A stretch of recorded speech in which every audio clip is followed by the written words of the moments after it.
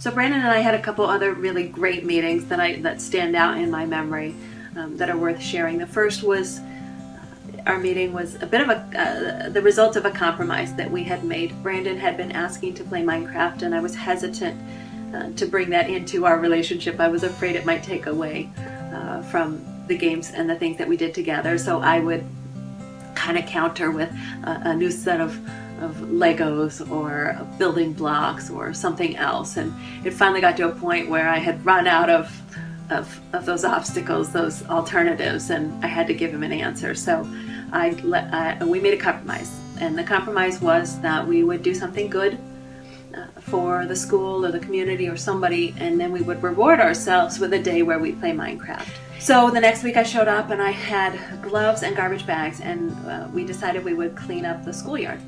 So we walked around and we talked, and we spent that whole hour picking up trash, and no one noticed. There was no one there saying good job or thanks guys for doing that. There was the only thing really rewarding about that day was the fact that when we were all done and we were back at the front of the school, it was clear, very clear, that we had made a difference in picking up that garbage. It had made a physical, visible difference that we could see, and we felt pretty good about ourselves. And I said goodbye. He went in and washed his hands, and that was kind of the end of that day. It was a great day, but the next week was even better. So this was the day that I had downloaded Minecraft onto my iPad and let Brandon log on and play. It wasn't, new to him. He knew exactly what he was doing. But it didn't turn out exactly the way I had thought. So the best part of that day was the fact that Brandon got to share with me something that he is really good at. Brandon and I have built things together. He has taken random sets of Legos with no instructions whatsoever and built amazing cars and robots and buildings and things like that.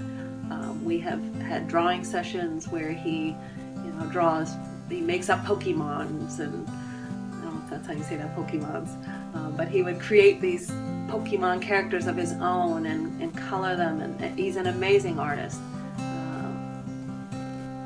But this was different.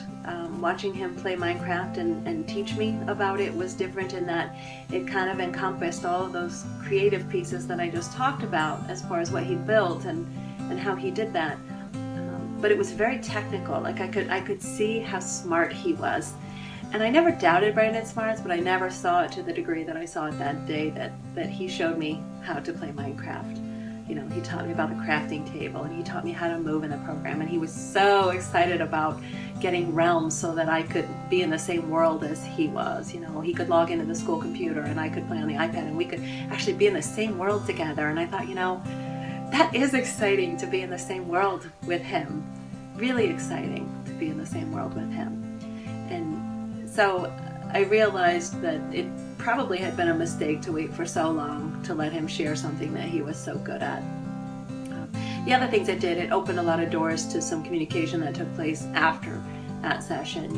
Brandon had talked a lot about the man who created Minecraft, and I don't recall his name at the moment, but after that first meeting I did go out and look up this guy, and I learned a lot myself. I learned that kids who get good at Minecraft are our future coders. And so it was wonderful to see that something that Brandon is so good at and so passionate about is actually going to help him be successful in the future. So I tell you, it was a mistake on my part to not let Minecraft become a part of what we do. So now, once a month, I bring in my iPad and we play together, and he teaches me things, and he's still waiting for me to get round so that we can be in the same world together, and maybe that will happen someday.